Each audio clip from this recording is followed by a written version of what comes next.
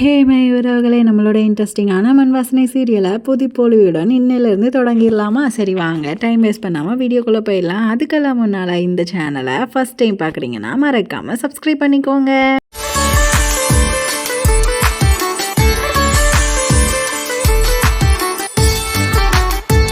இங்கே ஸ்டார்டிங்லேயே யாரை காட்டுறாங்கன்னா நம்மளுடைய புது ஆனந்தியை தான் காட்டுறாங்க. இந்த ஆனந்தி மாறினதுனால நானும் கொஞ்சம் மனசு கஷ்டமாக இருந்ததுனால 6 நாளாக வீடியோ போடல guys. I'm so sorry for that. சரி வாங்க நம்மளுடைய ஆனந்தியை பார்த்துடலாமா?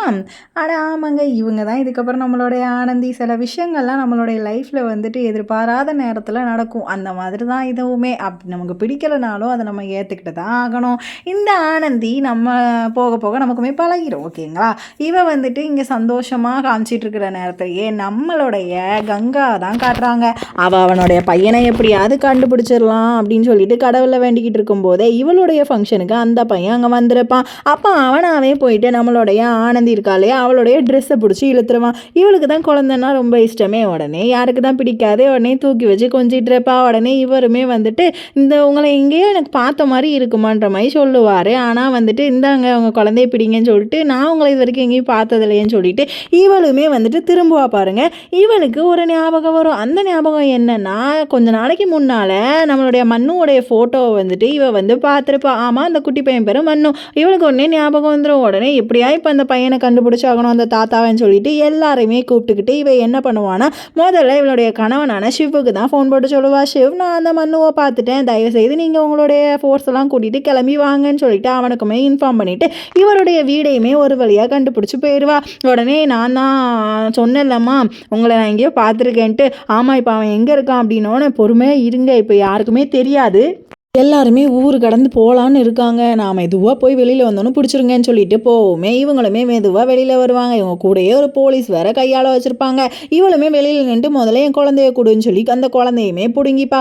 குழந்தைய பிடுங்குற நேரத்தில் கரெக்ட் டைமுக்கு நம்மளுடைய ஷிவுமே இங்கே வந்துடுறான். ஷிவு வந்தவொடனே என்ன ஒரு எல்லா போலீஸ் ஸ்டேஷன் போகிறதுக்காக ஜீப்பில் ஏற்றி வைக்கும். நம்ம ஆனந்தி வந்து அந்த தாத்தாவையுமே ரிலீஸ் பண்ணி விடுறா. இவரால் தான் நான் இன்றைக்கி மண்ணுவை கண்டுபிடிச்சிருக்கேன்ட்டு. இவருமே வந்துட்டு என்னை மன்னிச்சிருங்க, நான் இவ்வளோ நாள் அவங்க கூடயே இருந்துட்டு உங்களுக்குமே தப்பு பண்ணிட்டேன்னு சொல்லிட்டு எல்லாருக்குமே தாட்டா சொல்லிட்டு இவங்களுமே அந்த குழந்தையோட எல்லாரும் கிளம்புறாங்க. இங்கே நல்லபடியாக குழந்தை கிடைக்கணும் அப்படின்றதுக்காக பாட்டியுமே இவ கூட சேர்ந்துட்டு பஜனை அந்த மாதிரிலாம் பண்ணிக்கிட்டு இருக்காங்க, பிரார்த்தனைகள். உடனே நம்ம ஜக்கு எல்லாருமே வீட்டில் வந்துட்டு இருக்கும்போது நம்மளுடைய கங்கா வந்து பிரசாதம்லாம் கொடுத்துட்டு எப்படியாவது என் மண்ணு கிடச்சணும்னு சொல்லிக்கிட்டு இருக்கும்போதே யாரோ அழுகுற சவுண்டு. அது யாருடைய சவுண்டு? நம்ம மண்ணுடைய சவுண்டு தான். உடனே நம்மளுடைய கங்காவுமே ஐயோ என் தங்கமே அப்படின்னு சொல்லிட்டு ஓடி போய் அவளுடைய குழந்தைய தூக்கி அள்ளி அணைச்சிப்பா. ஜக்குக்கு என்ன நடக்குன்னே தெரியாது, அவனுமே வந்து கூட நிற்பான். அந்நேரம் பார்த்து தான் இவங்க 3 பேருமே வந்திருப்பாங்களா. உடனே ஷிவ் எப்படிரா அப்படின்ற மாதிரி கேட்பானா.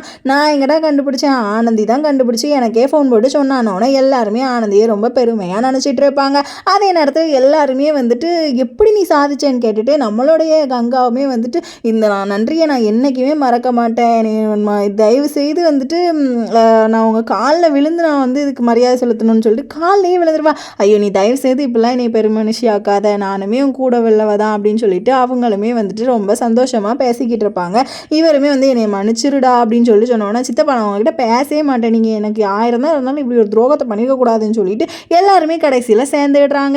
ரொம்ப ஜக்கு ஷிவ் எல்லாருமே சந்தோஷமாக அங்கேருந்து வந்துட்டு பேசிக்கிட்டு இருக்காங்க. அப்போ தான் வந்துட்டு நம்மளுடைய ஆனந்தியுமே வந்து ரொம்ப சந்தோஷப்படுறா. உடனே ராத்திரி ஆயிடுது. நம்ம மண்ணுக்குமே நம்ம கங்கா வந்து புது புது ட்ரெஸ் எல்லாம் போட்டு சந்தோஷப்பட்டுட்டு இருக்கிறத பார்க்குற நம்ம பாட்டிக்குமே வந்துட்டு எப்பா இப்போ தான் அம்மா மூஞ்சில் சிரிப்பே வருதுடா தம்பின்ற மாதிரி பேசிகிட்டு இருக்காங்க.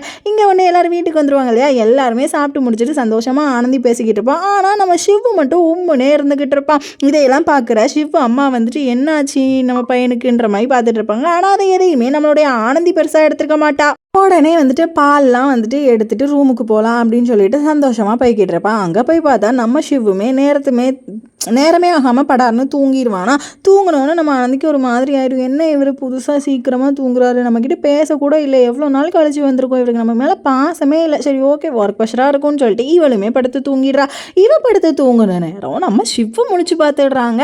என்னதான் நடக்குன்னே தெரியலை. உடனே இவனுமே முழிச்சு பார்த்துட்டு இவனுக்கு தூக்கமே வராதா, தூக்கமே வராமல் வந்துட்டு ஒரு இடத்துல போய் உட்காந்து சோகமாக உட்காந்து எதையோ யோசிச்சுட்டு இருப்பான். அப்போ அவங்க அம்மா வந்துட்டு, ஷேவ் என்ன ஆச்சு உனக்கு, உன்னை பார்த்தா எனக்கு நார்மலாக இருக்கிற மாதிரியே தெரியலையே, என்ன தான் ஆச்சு அப்படின்ற மாதிரி கேட்கும்போது இவனுமே வந்துட்டு ஒன்றும் இல்லைம்மா அப்படின்ற மாதிரி சொல்லுவான்.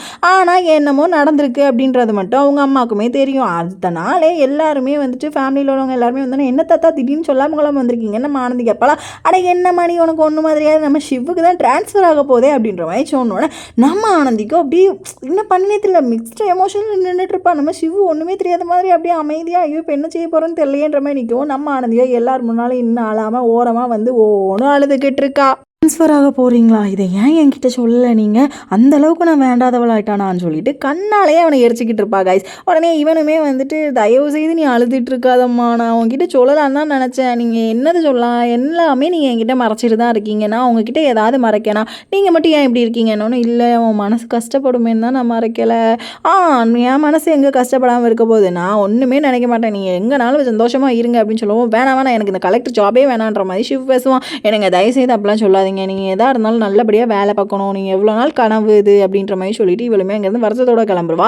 இவனுமே கிளம்பணும் அப்படின்ற அவசரத்தில் என்ன பண்ணிட்டு இருப்பானா, எல்லாமே ஆனந்தி பர்ஃபெக்டாக எடுத்து வச்சிருவா இல்லையா, ஐயோ எல்லாமே எடுத்து வச்சிருக்காள், இப்போ நம்ம இவர்கிட்ட எப்படி பேசுறதுன்னு சொல்லிட்டு ஆனந்தி இங்கே வா அப்படின்ற மாதிரி ஆனந்தியை கூப்பிடுவான். உடனே ஆனந்தி டை எடுத்து வைக்கல நீ அப்படின்ற மாதிரி சொன்னோன்னே ஐயோ சாரிங்க மறந்துட்டேன் அப்படின்னு சொல்லிட்டு டை எடுத்து வைப்பா, ரெண்டாவது கர்ச்சீஃப் எடுத்து வைக்கல நீ அப்படின்ற மாதிரி சொன்னோன்னே திரும்ப கர்ச்சீஃப் எடுத்து வைப்பா. ஆனந்தி சாரின்னு சொல்லவுமே அவள் படப்படப்படான்னு போயிடுவா. இவன் என்னடா போய்கிட்டே இருக்கா, ஒரு ஐ லவ் யூ கூட படாருன்னு சொல்லிடலாம் போல், இந்த சாரி சொல்கிறதுக்கு எவ்வளோ கஷ்டமாக இருக்குது கடவுளைன்னு சொல்லிட்டு இவன் என்ன பண்ணுவான், சட்டையெல்லாம் போட்டுட்டு என்ன பண்ணுவான்னா ஒரு ட்ரிக் பண்ணுவான். என்னென்னா அந்த சட்டையில் 2 பட்டன் இருக்கும் இல்லையா, அந்த பட்டனை மட்டும் அத்து விட்டுட்டு திரும்படியுமே வந்துட்டு ஆனந்தி இங்கே வாயே ஒரு நிமிஷம் பட்டன் போயிட்டு போகிறேன் அப்படின்ற மாதிரி அவளை கூப்பிடுவா. அப்போ உடனே இவர் என்னம்மா இப்படி கூப்பிட்டுட்டே இருக்காருன்னு நினச்சிட்டே இருக்கவும் அவங்களோட அத்தை சொல்லுவாங்க, நீ தயவுசெய்து அவனை அனுப்பிவிட்டு நீ கிச்சனுக்குள்ளே வந்தால் போதும்னோடனே உங்கள் பையனுக்கு எல்லாத்தையும் எடுத்து வச்சுட்டு தான் வந்தேன், எதுக்கு இப்போ திரும்ப கூப்பிட்றாருன்னு தெரியலன்னு சொல்லிட்டு உள்ளே போவா. என்னங்க ஆச்சு அப்படின்னு மாதிரி இங்கே பாருமா பட்டன்லாம் வந்துட்டு அப்படின்ற மாதிரி சொன்னோன்னே இவளுமே வந்துட்டு எல்லாமே சரி பண்ணிகிட்டு இருப்பா. இவன் இதான் சாக்குன்னு சொல்லிட்டு என்னை தயவுசெய்து மன்னிச்சிட்டு ஆனந்தி, நீ வேணா என் கூட வாரியா அப்படின்ற மாதிரி எவ்வளவோ சாரி கேட்டு பார்ப்பான். இவன் அதுக்கெல்லாம் எதுக்குமே அசாமல் ஒரே வார்த்தையில் சொல்லிவிடுவான், நான் தான் சொல்லிட்டேன்ல எந்த பிரச்சனையும் இல்லை, பத்திரமா போயிட்டு வாங்க, நீங்கள் நல்லபடியாக போயிட்டு வந்தால் போதும், எனக்கு என்னை மட்டும் நீங்கள் மறக்காமல் இருந்தால் போதும் அப்படின்ற மாதிரி சொல்லிட்டு இவன் எதையுமே கண்டுக்காத மாதிரி அங்கேருந்து போகிறா. எல்லாருமே வழி சொல்ல போனோம் இல்லையா, அதனால் இவனை அனுப்பி வைக்கிறதுக்காக எல்லாருமே வந்துட்டு பாட்டி வீட்டுக்கு போயிருப்பாங்களா. அங்கே பார்த்தா கங்கா தான் எல்லா வேலையும் பார்த்துக்கிட்டு இருப்பா. உடனே வந்துட்டு இப்போ வந்துட்டு கங்கா தான் எல்லா வேலையும் பார்த்துட்டு இருக்கால, ஆல்ரவுண்டர்னு சொல்லவும் நம்ம ஆனந்தி சொல்லுவா, ஆமாம் இப்போ என்னோட இடத்துல கங்கா தான் இருந்து எல்லாத்தையுமே சந்தோஷமாக பார்த்துக்கிறா பத்திரமான்ற மாதிரி சொன்னோன்னே இவளுமே வந்துட்டு சந்தோஷப்பட்டுட்டு இருப்பா. அப்போ ஆனந்தி சொல்லுவா, பேசாமல் மண்ணுவை என்கிட்ட கொடுத்துட்டு நீயே இங்கே ஆனந்தியாக இருந்துடுறியா அப்படின்னு சொன்னோன்னா அதெல்லாம் தரமாட்டேன் அப்படின்னு சொல்லி சிரிச்சிட்டு இருக்கவும், என்ன நீ மண்ணுவை கேட்டுட்டு இருக்க, சீக்கிரமாக குழந்தைய பற்றி தர வழியை பாரு அப்படின்னு சொல்லுவோம். ஆனந்தி முகமும் மாறிடும், நம்மளுடைய சிவனுடைய மகமுமே அங்கே மாறிடுது. சரி ஓகே ஃப்ரெண்ட்ஸ், இந்த கதையை இதோட இந்த எபிசோடில் முடிச்சுக்கலாம். நாளைக்கு என்ன நடக்குதுன்னு நாளைக்கு பார்த்துக்கலாம். See you for the tomorrow episode. மறக்காமல் சப்ஸ்கிரைப் பண்ணிடுங்க.